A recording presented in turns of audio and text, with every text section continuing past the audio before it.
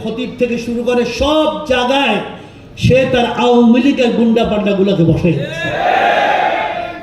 এটা তো একেবারে সত্য।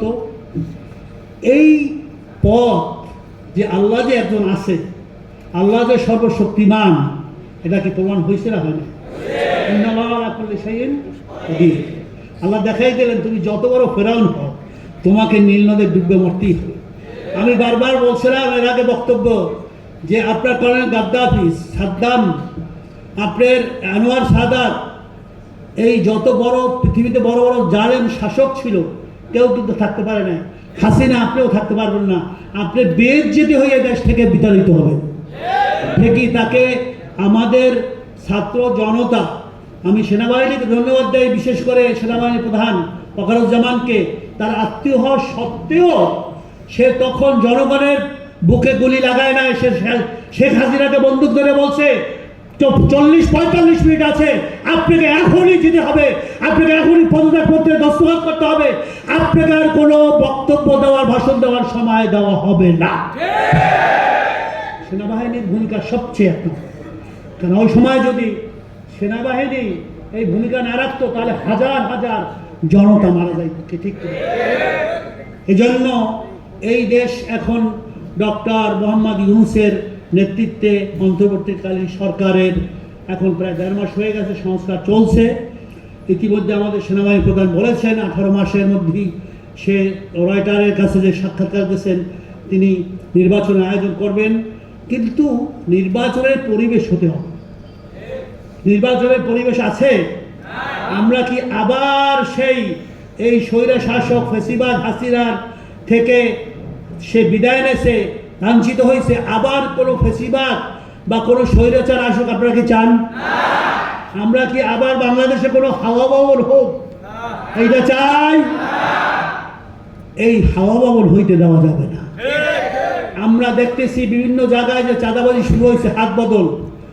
আমাদের এই যে শ্যামপুর কদমতলী, আমি যেখানে প্রার্থী 2 বছরই করছি, নির্বাচন করছি, ওখানে সব লোকেরা বলতেছে যে আবার বিএনপির গুন্ডা পান্ডারা, সেখানে ওই যে বিএনপির প্রাক্তন এমপি সালাউদ্দিনের ছেলে রণবীর, এরা সব এখন দোকান, রাস্তাঘাট, মিল, কলকারখানা সব জায়গা থেকে তারা এখন বিএনপি চাঁদাবাজি করতেছে সব জায়গায় বাংলাদেশে। কি আপনারা কি বলেন?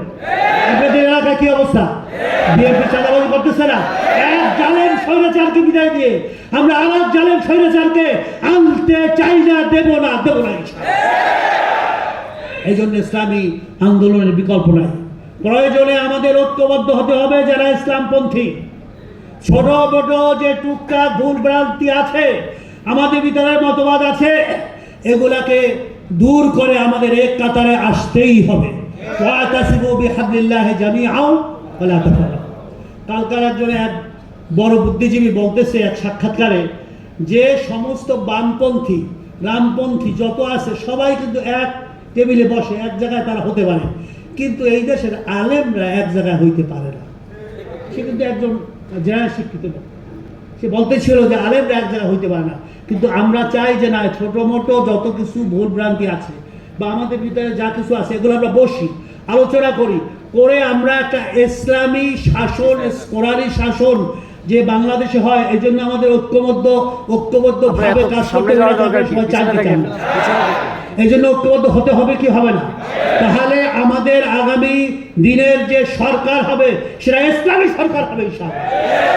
ঐক্যবদ্ধ না হলে আমাদের জায়গা থাকবে না, এবং এই সময় এই সুযোগ আর আসবে না। এই অন্তর্বর্তীকালীন সরকারের সময় যদি আমরা ইসলামপন্থীরা ছোট বড় ভুল ভ্রান্তি, ছোট বড় দোষ, কার কি দোষ আছে, কুল্লু মুসলিমিন ইখওয়া, প্রত্যেকটা মুসলমান ভাই এবং আল্লাহ ইনসান মুরাক্কাবুন খাতা নাসিয়ান, প্রত্যেকটা মানুষ ভুল ত্রুটি থেকে গঠিত। আমাদের ভুল ত্রুটি হওয়া স্বাভাবিক। ইনসান নাসিয়ন থেকে এর সৃষ্টি, ভুল হবে, কিন্তু বৃহত্তর স্বার্থে, ইসলামের স্বার্থে, খোলাবার রাশিদের স্বার্থে, আল্লাহ হাবিবের মুহাব্বতের স্বার্থে আমাদেরকে এক মঞ্চে এক জায়গায় এসে এদেশে ইসলামী শরিয়া ভিত্তিক হুকুমত কায়েম করতেই হবে। কারাগারে রাজি আছে ইনশাআল্লাহ।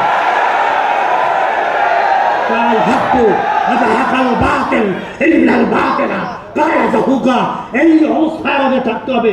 আর কোনো বিদ্বেষ নাই।